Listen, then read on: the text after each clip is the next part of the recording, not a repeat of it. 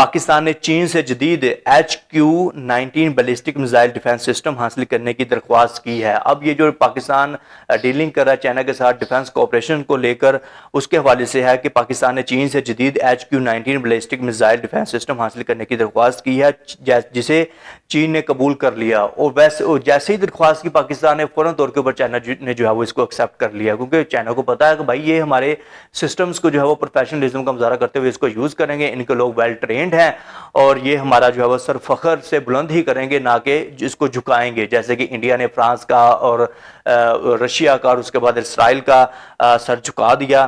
اور اس کے بعد آگے چلتے ہیں، جسے چین نے قبول کر لیا ہے۔ یہ اقدام پاکستان کی دفاعی صلاحیتوں کو بڑھانے اور خطے میں طاقت کے توازن کو برقرار رکھنے کے لیے اہم سمجھا جا رہا ہے۔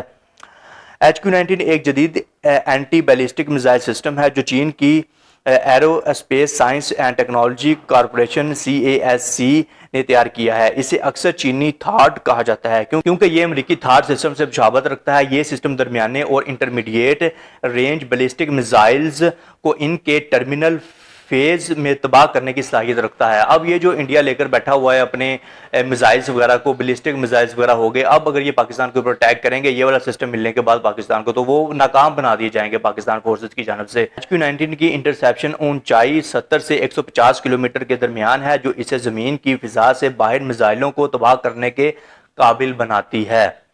پاکستان کے دفاعی ذرائع کے مطابق HQ-19 کی خریداری کے لیے چین کے ساتھ مذاکرات حتمی مراحل میں ہیں۔ اس کے علاوہ پاکستان چین کے 5ویں نسل کی اسٹیلتھ فائٹر J-35A کی خریداری میں بھی دلچسپی رکھتا ہے۔ یہ اقدامات پاکستان کی دفاعی حکمت عملی میں چینی ٹیکنالوجی پر انحصار کو ظاہر کرتے ہیں۔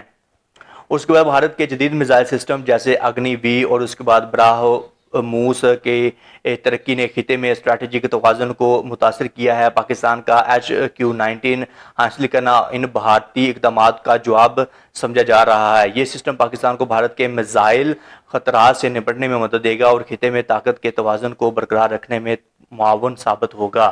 وہ آپ دیکھیں کہ پاکستان کس قدر اپنے ڈیفنس سسٹم کو اور بھی سٹرونگ کر رہا ہے۔ پہلے پاکستان کا الحمدللہ جو ڈیفنس سسٹم ہے بہت سٹرونگ ہے، جیسے کہ انڈیا نے فیس کیا، اور اب پاکستان مزید اس کو سٹرونگ کرنے میں لگا ہوا ہے کہ بھائی آپ جو ہے نا پاکستانی ہونے کے اوپر فخر کیجئے اور اپنی فورسز کے اوپر فخر کیجئے، اور آپ سیف ہینڈز میں ہیں۔ اس کی اگر اونچائی کی بات کی جائے تو 70-150 کلومیٹر ہے، اور اس کی اگر رینج کی بات کی جائے تو 3000 کلومیٹر تک یہ اس کی رینج ہے۔ استعمال بیلسٹک میزائلز اور سیٹلائٹ کے خلاف یہ جو ہے وہ لانچ کیا جائے گا۔